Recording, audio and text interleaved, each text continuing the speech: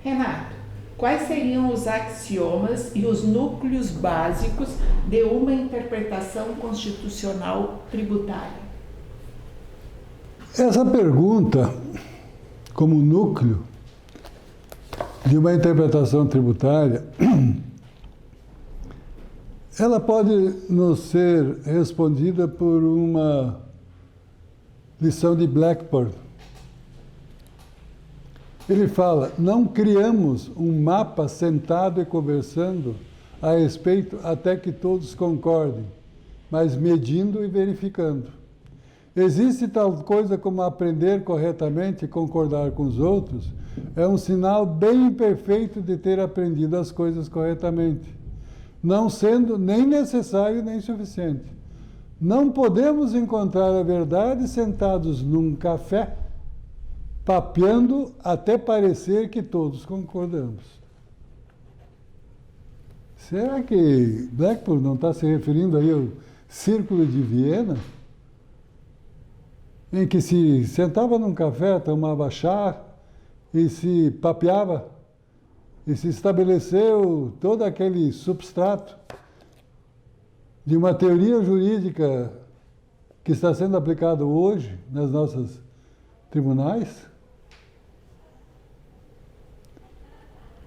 Eu gostaria de trazer aqui o que diz Schapke. E Schapke foi aquele autor que eu não consegui mencionar na aula anterior, por esquecimento. Efeitos da idade. Se lhes é negado qualquer conceito de uma verdade, a meta ou objetivo de suas atividades, o que realmente fazem os criadores de mapas, historiadores e cientistas? Continuam a medir, investigar arquivos ou construir laboratórios. O dilema é que, se não fizerem isso, então deixaram de ser agrimensores, historiadores ou cientistas, como uma criança que desenha o que chama de mapas, mas sem comparar o que faz com qualquer característica das paisagens. Mas se os cartógrafos medem, os historiadores consultam arquivos e os cientistas conduzem experimentos, eles necessitam algum conceito de descoberta para tornar inteligível o que estão fazendo. Então estão revelando o modo de ser das coisas, revelando a verdade. O nominalismo lhes proporciona isso, notavelmente sem qualquer estardalhaço. A questão é a questão. Uma vez sabendo o que eles estão procurando saber, nós também sabemos qual seria a sua verdade. Então, a pergunta que se faz neste contexto atual: será que os nossos ministros, quando se reúnem para descobrir o que quer dizer renda, o que quer dizer mercadoria, o que quer dizer receita, não estão fazendo alguma coisa similar àquela roda que se sentava num café, papeando, trazendo ideias, sem falar da realidade, aliás, negando a possibilidade de examinar a realidade. E o Supremo não estabelece, não desce a condição da verdade. Então a pergunta é o seguinte: o que se quer e o que se necessita, segundo esses autores que são considerados, que se passe a medir, que se passe a estabelecer princípios, que sistemas que estabelecem e identificam por via de paradigma os pressupostos constitucionais que estão na Constituição. Eles não são muitos. É só estabelecer, não uma ideia espalhafatosa ou absolutamente sem qualquer conteúdo.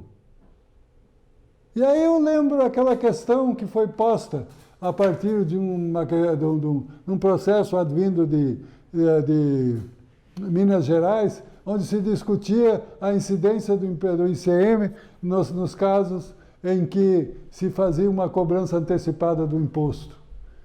Já na fábrica, cobrindo toda a revenda até o consumidor final.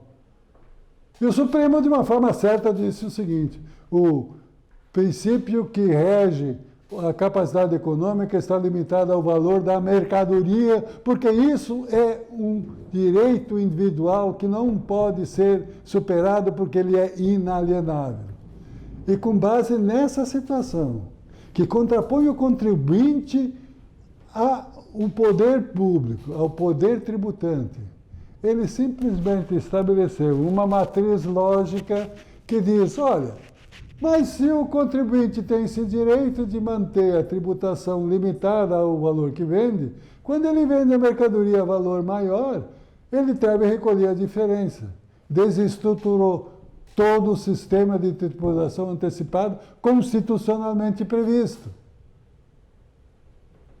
E qual é que foi a matriz lógica que permitiu isso?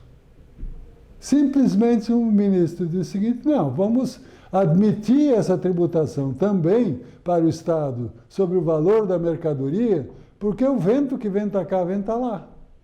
A minha pergunta é o seguinte, esta segunda decisão está dentro do contexto constitucional? Está dentro da pragmática constitucional? Não. E ela foi posto faz pouco tempo. Então, nesse problema, onde a gente simplesmente verifica essas questões controversas, elas simplesmente não estão fazendo qualquer, ou estabelecendo qualquer limite que está contido na pragmática constitucional. Vamos voltar a Chapque. No âmbito do questionamento jurídico, resulta, portanto, a necessidade de constatação de fatos, que sempre são fatos num determinado sentido jurídico. Essa constatação pode resultar do emprego de instrumentos de provas legalmente prescritos de modo bem preciso. E aí ele desdiz exatamente aquela possibilidade de fazer ciência tomando chá num bar. Nós temos um outro tema que nós temos que trazer. Chapque. Como a forma dos objetos sensíveis não passa de uma imagem, a sua matéria também não é mais do que uma imagem. Mas a forma superior é a verdadeira forma, e o que lhe subjaz também. Por isso, aqueles que dizem que a matéria é substância, se estão falando de matéria superior, estão corretos. Porque aquilo que está subjacente à forma, nesse caso, é a substância, sobretudo se é considerada que há nela uma forma que a ilumina. O que diz Chapque aqui?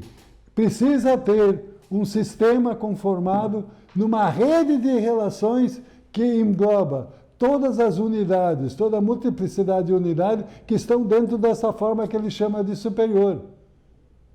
Mas essa forma superior não é aquele tipo imaginado pela nossa ciência aplicada nos nossos tribunais. A descoberta de que a massa é apenas uma modalidade de energia levou-nos a modificar de modo essencial nosso conceito de partícula. Então, o que eu quero dizer é que as descobertas que estão sendo feitas, elas têm que ser ordenadas em uma suposição de uma conformação experimental posterior. Mas enquanto essa situação não ocorrer, o princípio, a inter-relação da rede de princípios e sistematicamente postos não se modifica. Então, só se pode alterar essa situação que Chapque chama de forma superior, quando há uma comprovação de que aquela forma superior fixada efetivamente tem que ser modificada. Vamos adiante.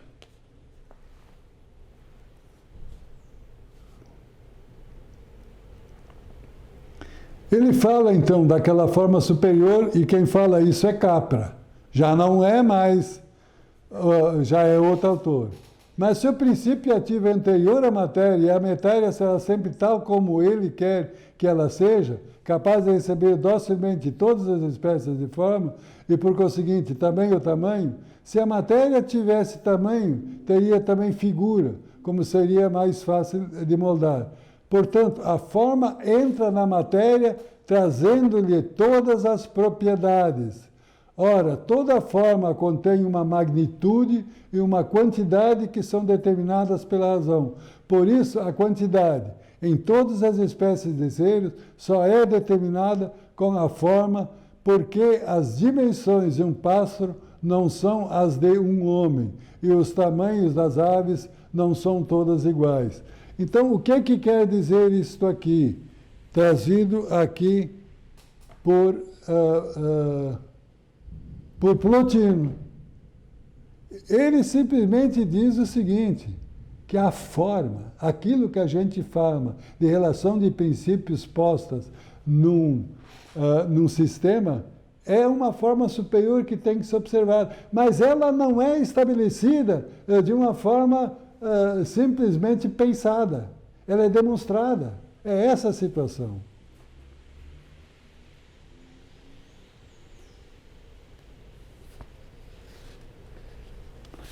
Eu gostaria de trazer aqui, já indo para o final, o que nos diz Nabais, um grande jurista português.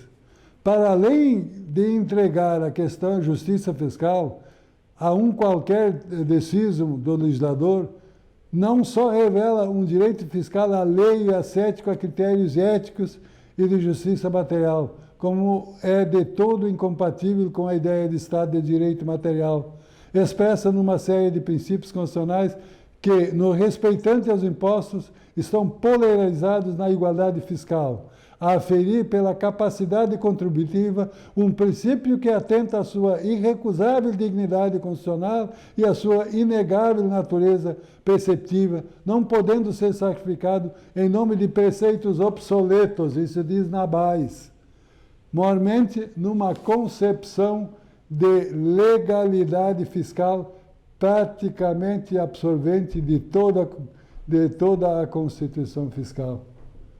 Nós simplesmente, com essa ideia de um dos grandes juristas, nós estamos buscando trazer o final, a materialidade, a conceptualidade justificada em casos concretos, é a única forma que temos de erradicar essa insegurança jurídica que rege nos nossos tribunais e que se modifica na medida em que cada ministro muda de ideia e, essencialmente, na medida em que são nomeados novos ministros que, eventualmente, concordam mais com a possibilidade de se conseguir aumentar a arrecadação de tributos.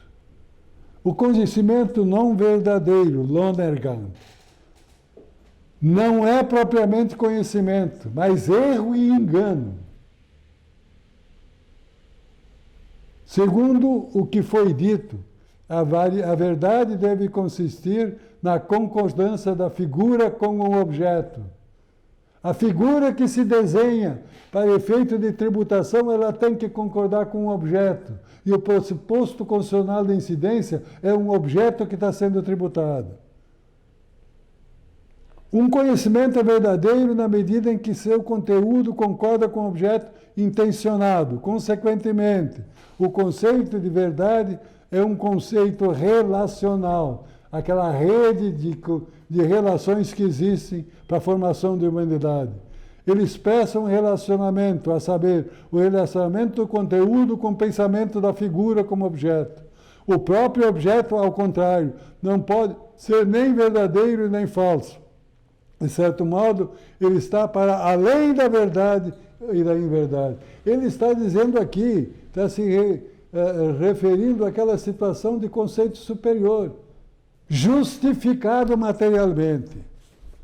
Então, o que se busca nesse ponto é trazer esta realidade concreta para dentro dos julgamentos que existem.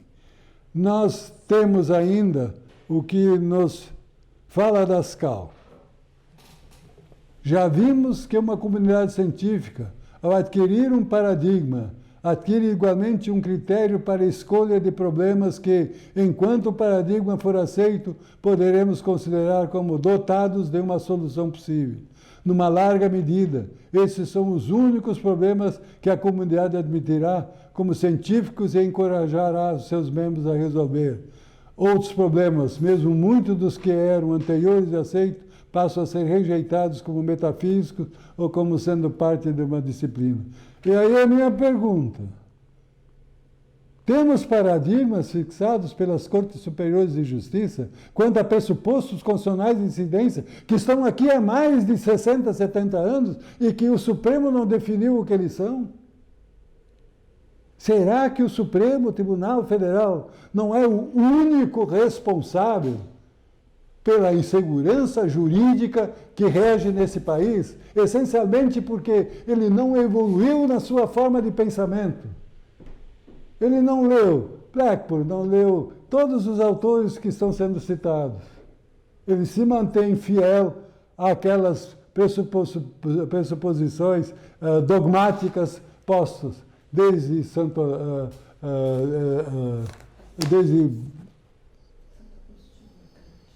Descartes, Kant, Kelsen. O que é que vamos fazer? Vamos bater até que um dia a gente pense uma forma científica de estabelecer a verdade constitucional quanto à questão da tributação no país.